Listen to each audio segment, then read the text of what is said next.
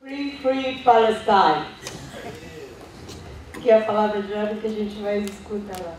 From the river to the sea, Palestine will be free. Como a Bia disse, eu fui para lá em abril e nada me preparou para o que eu estou vivendo lá.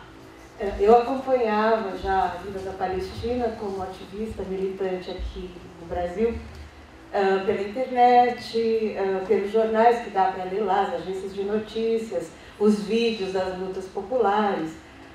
Agora, isso é uma coisa, você está no Brasil, aí você sai de casa, vai para onde quer, não tem checkpoint para ficar toda hora, você tem que parar e mostrar documento, não tem cercas eletrificadas, não tem nada. É muito mais tranquilo. Agora, quando você está lá vivendo tudo isso, a coisa é mais complicada. Então, eu gostaria de dar um exemplo, assim, de a gente imaginar um domingão, tá em casa, depois do almoço, aí, de repente, chegam soldados do Exército Brasileiro e te entregam um papel dizendo que você vai ter que sair de casa porque a sua casa foi confiscada.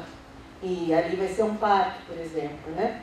Então, aí você começa a pensar, para onde eu vou? Né? A minha família toda morou aqui há centenas de anos, o que eu faço agora? Né?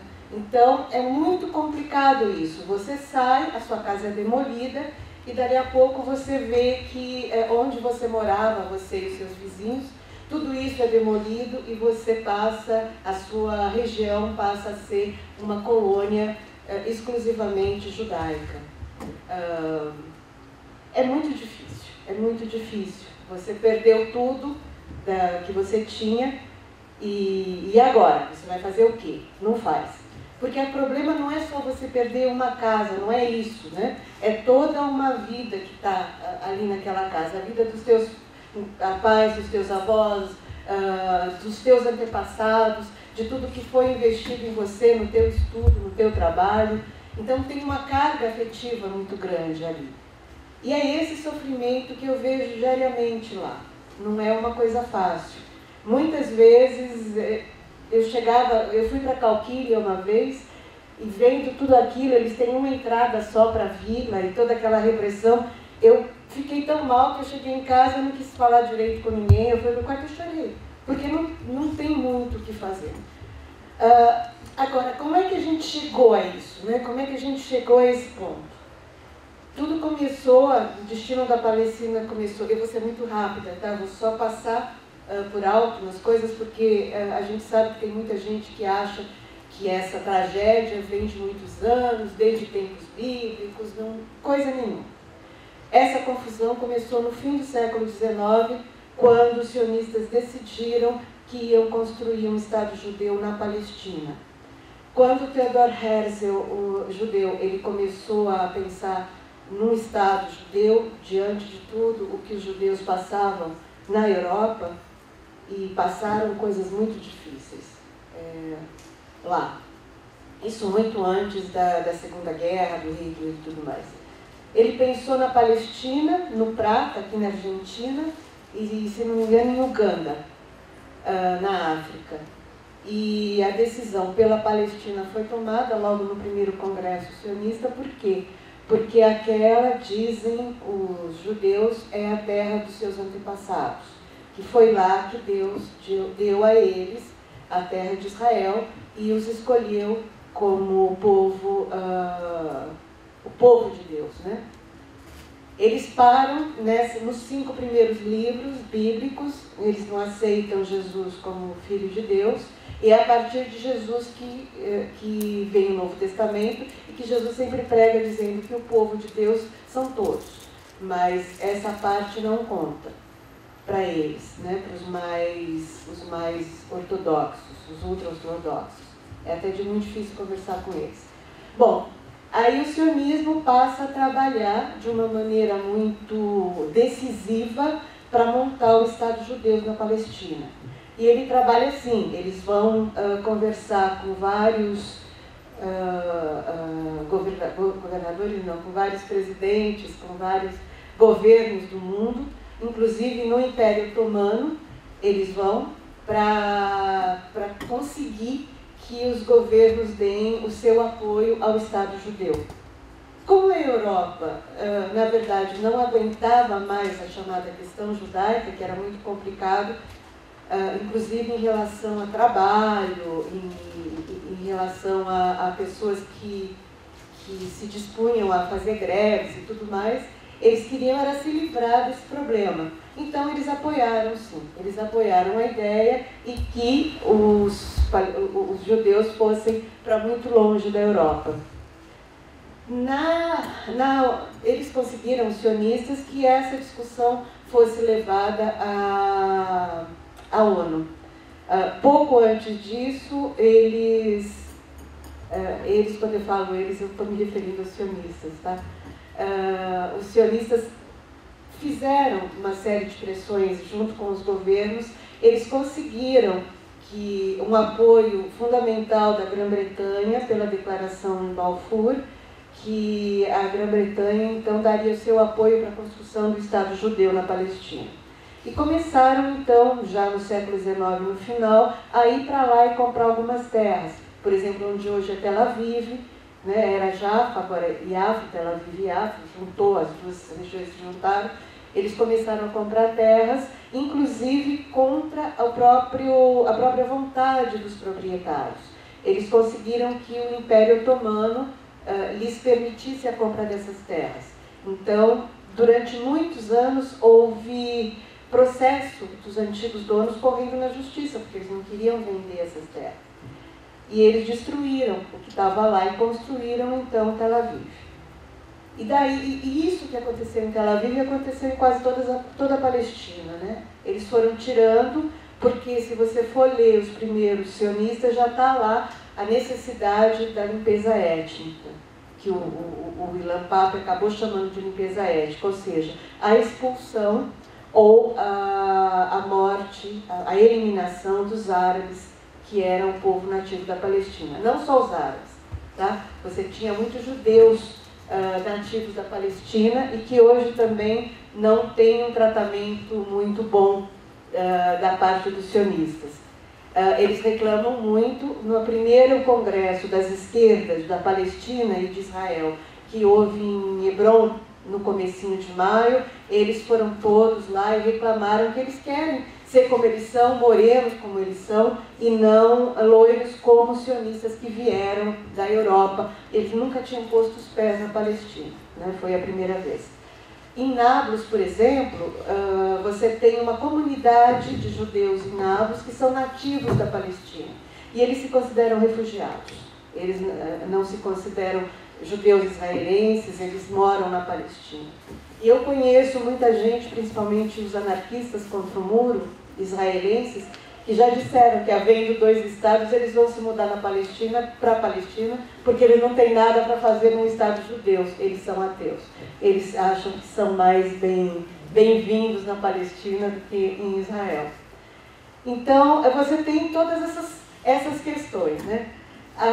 Na ONU, em 1947, finalmente a partilha foi para votação. O presidente da mesa era o nosso Oswaldo Aranha, que era antissionista, aliás, antissemita, o que é pior, porém ele precisava resolver o problema para a Europa, né? Não para os judeus. Quando ele viu que não ia passar a partilha da Palestina para se criar um Estado judeu ali, ele suspendeu a sessão e no dia seguinte era dia de ação de graças, depois tinha um fim de semana. Eu sei que foram 3 dias em que o lobby sionista, mais o pessoal do governo Truman, agiu para poder fazer com que os países que iam votar contra a partilha votassem a favor dela. Foi uma coisa muito... Eu vou até pegar o livro, porque às vezes a gente fala... eu sei que deve haver sionistas aqui, eles sempre vão, quando a gente fala sobre a Palestina. Então eu sempre vou preparada e falo, cara, tá aqui, ó. Né? Eu provo.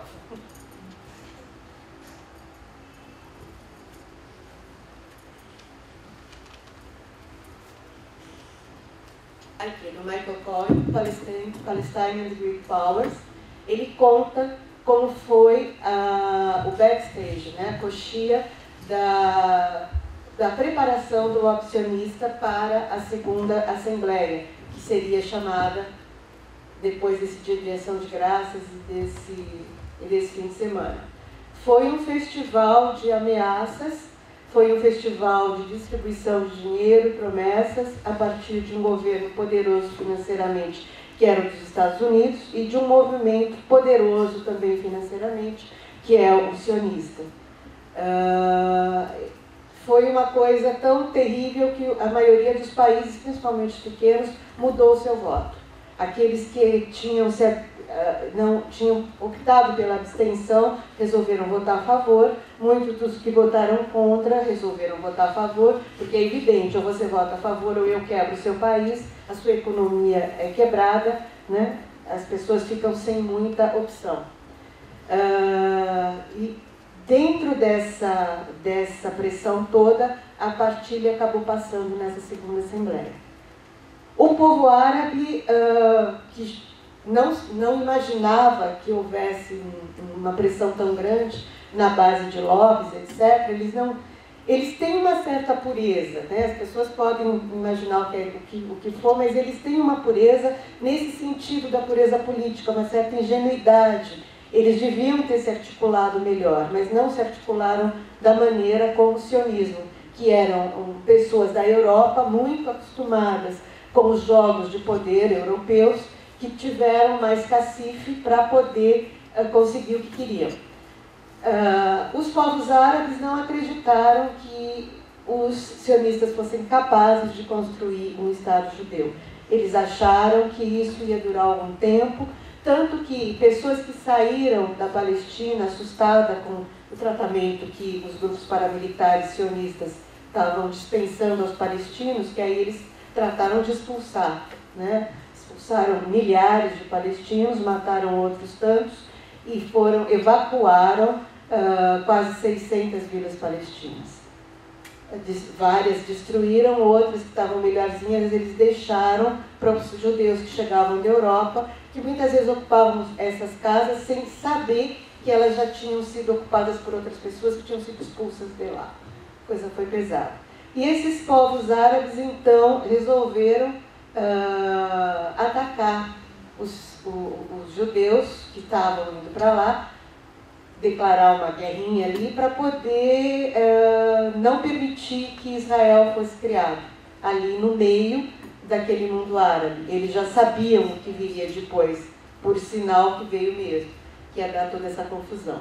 Mas ali é uma região muito cheia de recurso natural importante, principalmente para o dia de hoje, que é o gás e o petróleo.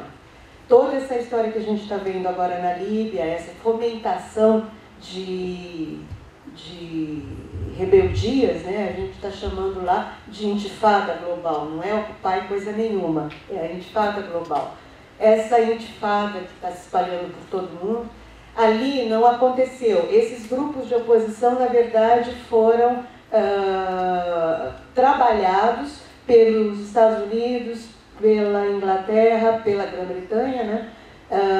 Pela França também, que lhes deram armas e treinamento para que eles se rebelassem contra os governos. Como já existia uma revolta popular contra isso, foi muito fácil juntar tudo.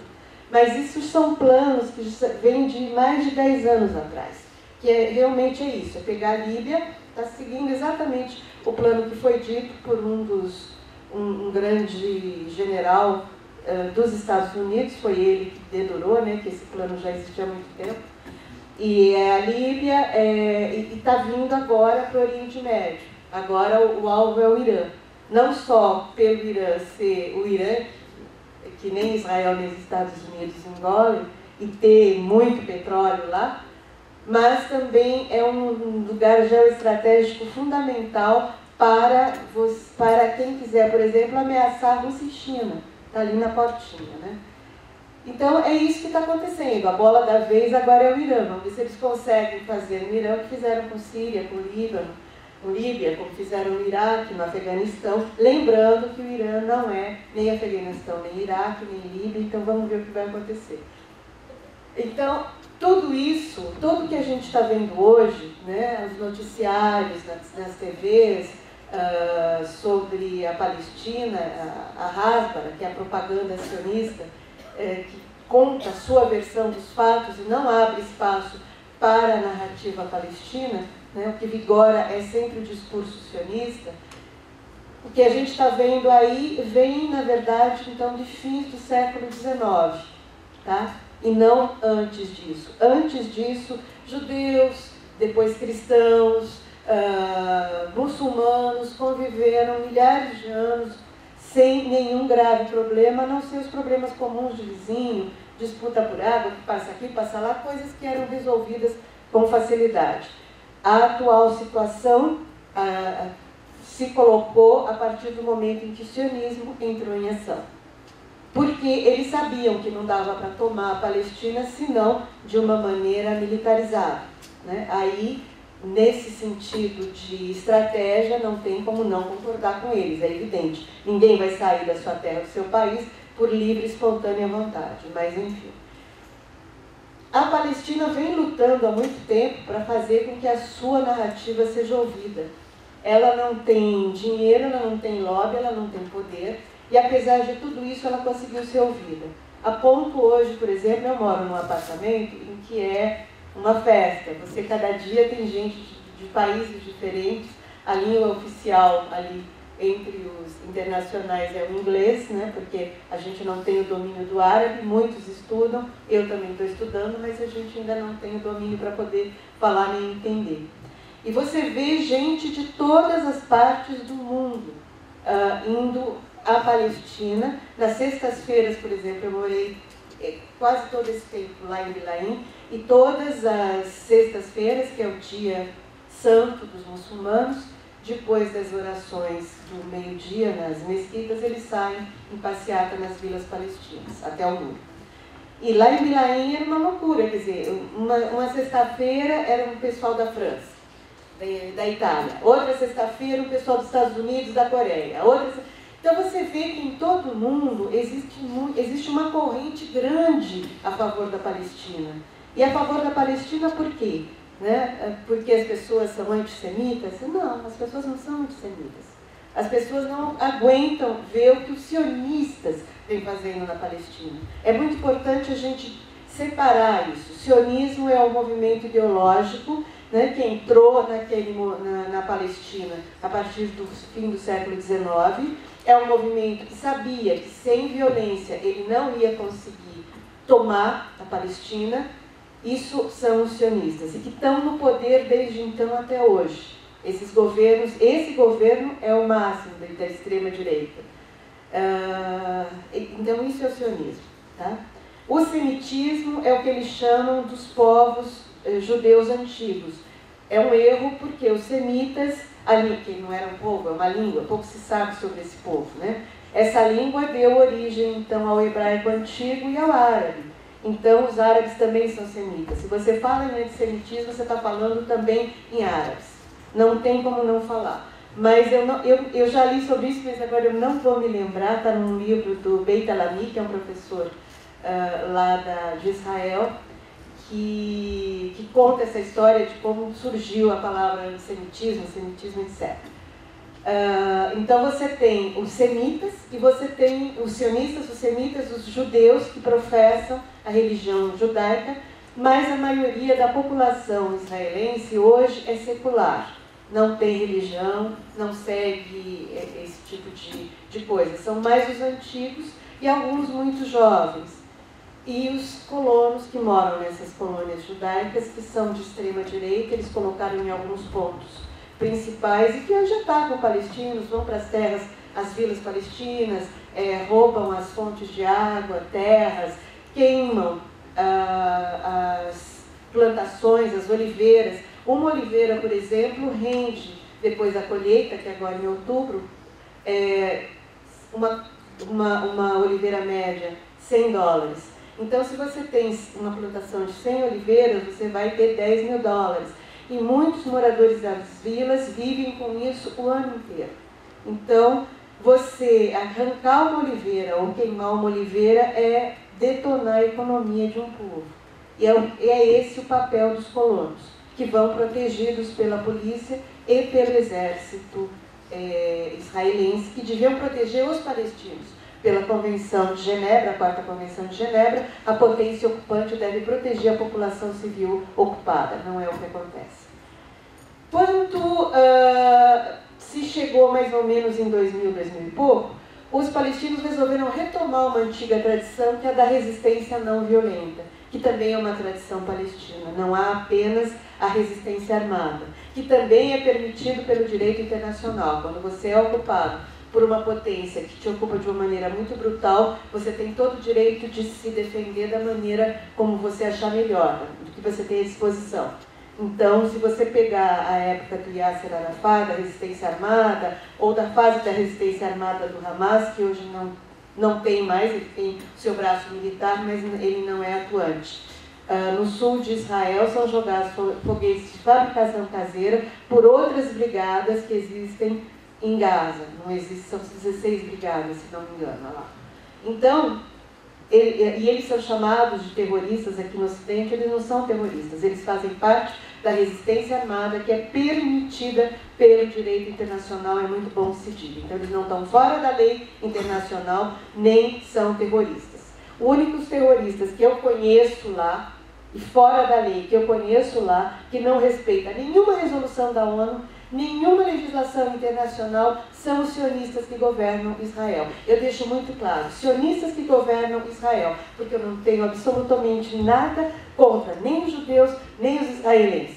Eles são tão manipulados como são os palestinos. Então, eu queria apresentar para vocês agora um dos líderes mais destacados que faz essa resistência não violenta na Palestina, que é o Abdallah Abu Rahma, que está aqui para contar um pouco sobre essa resistência para vocês.